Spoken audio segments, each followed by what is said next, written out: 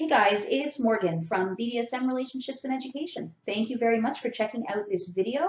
If you haven't done so already, please don't forget to subscribe to my channel, and that way you can keep up with all of the videos that I post. There's at least 2 per week on a new BDSM topic. So today's topic is going to be temperature play. So we are going to be playing with heat and cold, and I'm going to show you a couple of different ways that you can kind of do it safely and in a way that's going to be a lot of fun. So there are 2 types of temperature play that I'm not going to talk about in this video. One, because it needs a whole video or probably a few videos on its own, and that involves these guys, and it's wax play. So wax play is a lot of fun. It's relatively safe to do if you know what you're doing. So I will make a video all about wax play coming up soon. I don't know exactly when. I've got a really busy schedule coming up. But I promise to do a wax play video very soon for you guys. The other one that I won't be doing a video on is fire play. Now, I do fire play myself. I've worked with fire both in a BDSM context and in a circus context. I am a fire eater and breather and stuff like that. However, fire is really dangerous, and I don't feel that it's something that I can teach you guys over the internet. I think that it's just far too dangerous. I wouldn't want to take responsibility for somebody getting injured because, so I apologize, but fire play is not something that I feel comfortable teaching through a YouTube video. Anyways, let's get to the things that I am going to talk about, and that is playing with heat and cold, and I have a bunch of different ideas. One of the key things, we'll start with playing with heat first because I have a lovely glass of warm, hot water here. It used to be hot, but now it's just kind of warm and it's cooling quickly. So that's a really important distinction. We don't want things that are going to be so hot that they burn us. We do want something hot enough, warm enough that it will get our attention. So I find that boiling some water, putting it in a mug or a bowl or whatever, and then using that to heat up metal implements or glass, that kind of thing, will work really well. So one of the things that I like to do, and I've got, sorry, that stuff all over the place here, is I like to use, these are wax play knives. So this is not a blade. There is nothing even remotely close to being sharp on there. So what these are for is to actually scrape wax off the skin. They're a fantastic little thing. They're great for knife play because it looks like a knife. It looks all nice and scary, but it's not. It is absolutely blunt. It's never had an edge. I do have, you know, some actual knives, and you can see some of them hanging up there as well. But, you know, things that actually have an edge on them are a lot more dangerous, and when I'm playing with heat and cold, I don't need that edge anyways. So for this type of play, I would use my wax knife, and I will simply place it carefully in my wine glass because I don't want to break those, but I'll put it in the water so that it heats up. Now I can do this with, like I said, any metal object, any glass object, so a glass dildo will work, you know, an anal hook would work, and I have a little something actually, hold on. A speculum will work. Basically anything that is a material that you can heat up. So even like if you have waterproof vibrators or some dildos, depending on the material that they're made from, they would work as well. I'm not sure which materials would hold heat and cold best, you know, out of the various materials that those are made of. So basically you just want to, I mean, you know, we're going to do the play, so you stick it in there, and then you can pull it out when you need to. And the great thing is, it won't work with the hot water, but with the cold water, you can drag it across the skin, just like the point, and it'll leave that little bit of water behind, which can feel like the person is bleeding if they're blindfolded and they don't see what's going on. The cold will add to the feeling of cold steel, a knife, and it's a good way to fool somebody if you're actually doing knife play. So that's, I don't know, just a little extra tip for your temperature play stuff. Also, massage oils, you can heat those up the same way. Just put the bottle in, a glass or a bowl of hot water. There are some massage oil candles, and I'm not going to go through how to use those necessarily. Um, like you can use those in a similar way that you would a candle for wax play, but they're much, much lower temperature because they're just massage oil. So you can just pour those on the skin and go. There's not a lot of safety precaution needed there. Just don't put the fire on the skin, really. But anyways, yeah, you can play around with that kind of stuff. Anything metal is going to work to absorb the heat or the cold. So we can do that as well with the ice water and, the speculum, because that would just feel lovely, wouldn't it? Yeah, no, it would feel terrible. But I'm going to do this as a demo. It's not going in anyone. So anyways, we can put the metal object in the ice, and it's going to, once it's in there for a couple of minutes, it's going to take on the cold, and then we can go ahead and use it. And it's going to feel really, I mean, that's cold already. These things always seem to be very cold, but it's really cold against the skin, and, you don't have to worry about, hurting the person. Now, with ice, and I'm going to throw this out there, I absolutely hate the cold. I mean, I run away to the jungle whenever I possibly can. But you can use an ice cube directly on the skin. As long as you keep it moving, you don't want to leave it in one place for too long, you're fine there. So anywhere on the surface of the body, go for it. If you do want to use ice as an insertable, either in the vagina or especially in the rectum, then I would highly suggest that you knock stuff over, that you put it in a condom. So with a condom, it's going to provide a thin layer of protection so that the ice cube itself isn't too cold. So I'm just going to unroll the condom. So this way I can, and this also makes things slightly less messy because then you don't have to worry about water getting everywhere. So I've got ice cube in a condom, and then I can pop that in wherever I want to pop it in. But it can go in the vagina, it can go in the rectum. But before I put it in, I am going to just hold it in my hands a little bit, because ice can get some really sharp edges, right? We know that. So I'm going to hold it in my hand a little bit, just to take the edges off of it. And don't worry, there's still going to be ice left, and you'll have cold water there as well. So that is going to protect the skin so that it isn't super, super cold, and it's less likely to cause frostbite this way. The other thing is that I can get it out easy, because I'm going to leave the end of the condom hanging out of the body. So if it's, in somebody and they're like, yeah, no, this is getting really painful, I need that to come out, I can just pull it out. Really easy. If it is in somebody's anus, because we all know, this is why we need to use, flared bases, because things will just work their way up and up and up. So that can be a problem. I want to be able to pull that out.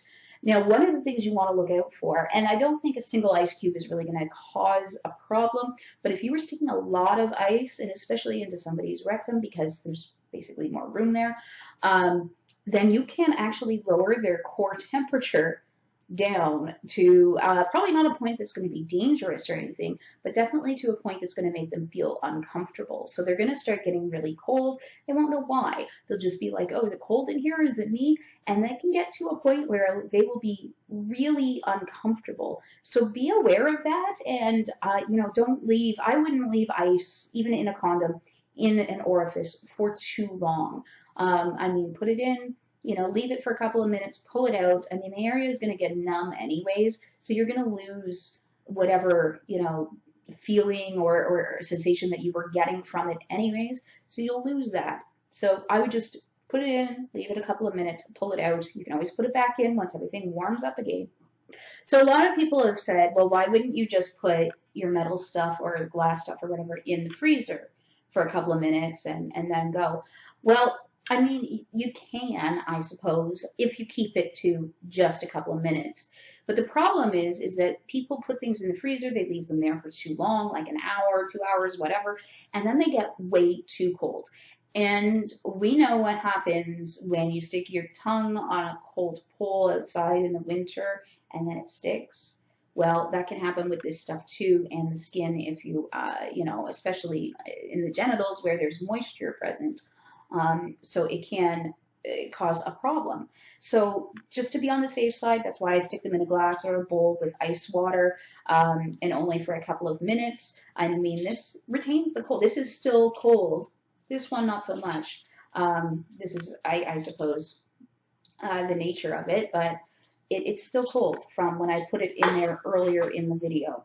So that's how I do that type of play. I only will use hot water or cold water.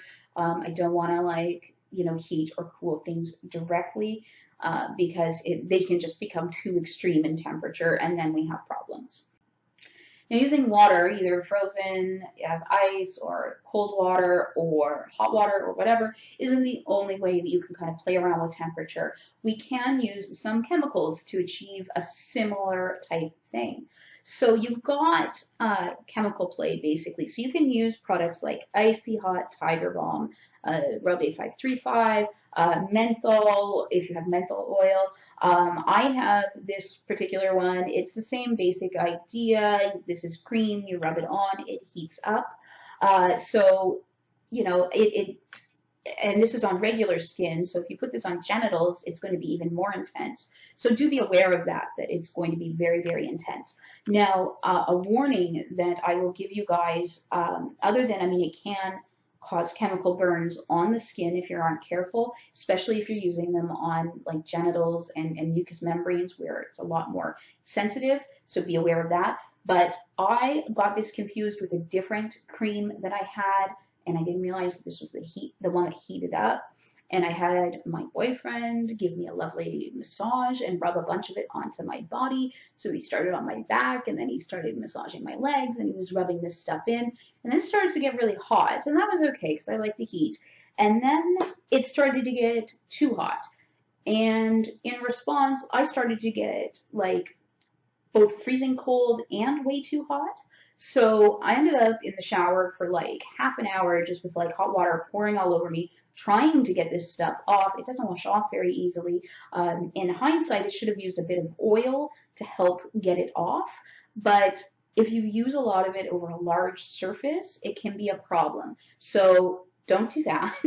And don't get your lotions confused when you want to get a massage from your submissive. Something else that a lot of people like to use is hot sauce. So you can definitely use hot sauce. Be very careful because if you use really powerful, strong hot sauce, you can cause chemical burns as well. Now, this isn't going to really do much on the skin necessarily, but on mucous membranes, so the genitals, it would. On like nipples, you may get some reaction depending on how sensitive they are. And again, it's going to depend on the quality of your hot sauce, I suppose. If it's really, really, really hot sauce, then you're going to get more of a reaction than if it's less so. You can also use capsaicin oil, and I would be very, very careful with that. I wouldn't put it on genitals because it was just too likely to cause a chemical burn. But you can find that type of stuff in, the drugstore, usually with like the pain creams and stuff like that. So basically where you would find the Tiger Balm, the Icy Hot, all that kind of stuff. So those are some options for chemical approaches to play. Of course, if you do need to get that stuff off of the skin, you do need to know whether it's a water-based or an oil-based product. Because with water-based stuff, you can just use soap and water and it'll wash off. So if you find that it's too hot, causing a problem, soap and water will take care of it. Now, if it is oil-based, that's where you run into a bit of trouble because soap and water isn't going to do it. You need to use a bit of oil to get it off. So I usually recommend using a bit of olive oil, but you can pretty much use any oil that you have handy, and a cotton swab. You could use a cloth. It doesn't really matter. Just get the oil onto the skin and be able to wipe it off. And that should take away a lot of that heat. You can also use petroleum jelly, so like Vaseline, that will work as well. And then you can wash the area with soap and water, and that should clear things up. So just know what you have and how to get it off, and have that handy, because you don't want to be up on the second floor in the bedroom playing around, realize that this stuff is way too hot and you need it off right now, and then have to run down to the kitchen and fumble around to find the oil and some cotton balls. And, you know, like, that's just going to take too much time. Just have it handy so that you can, you know, do what you need to and get it taken care of. Of course, one of the things that I like to do, just to sort of add to the situation, is to use blindfolds. So, I have a couple of them here. So by using a blindfold, then, you know, the person can't see and they end up feeling things more. So it just, you can't focus on the visuals, so you end up focusing on like the things that you're feeling. I'm going to do a video coming up shortly on sensory deprivation that will get into that a little more in depth. But yeah, using blindfolds with temperature play is a pretty common sort of thing because it works and it's fun. So have fun with that. Blindfolds, you can use bondage as well, and then, you know, then the person can't move around, and that often will heighten the way that they feel things, in addition to the blindfold. So, and of course, the more senses that you take away, the more that they're just going to be able to focus on the sensation instead of you know, everything else going on. So one of the other things that I really like to do, let's put that stuff down. I mean, ice play is so much fun, especially if you're in a hot climate. So in the summer here in North America, or if, you know, you just happen to be live in a place that's very hot, I think that it's so much fun, and it can be such a lovely relief from, you know, the heat, the day-to-day heat, especially if you're doing things that, you know, work up sweat. Then you can sort of mix it up, add some ice there. So that's really nice. I also really enjoy doing saran wrap bondage. So basically mummification with saran wrap. And it's a lot of fun. I guess that'll be a video that we'll do at some point as well.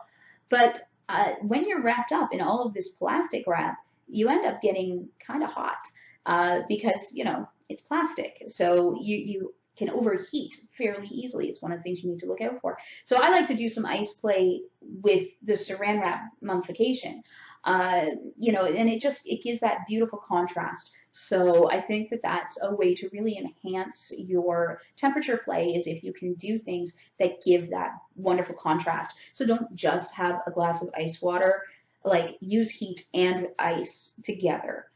You know, have them go against each other. When we get into, like, say, the wax play video, it's nice to drop like the hot wax along the body and then have some ice afterwards to kind of, you know, contrast that. And both of them end up feeling much more intense because of it.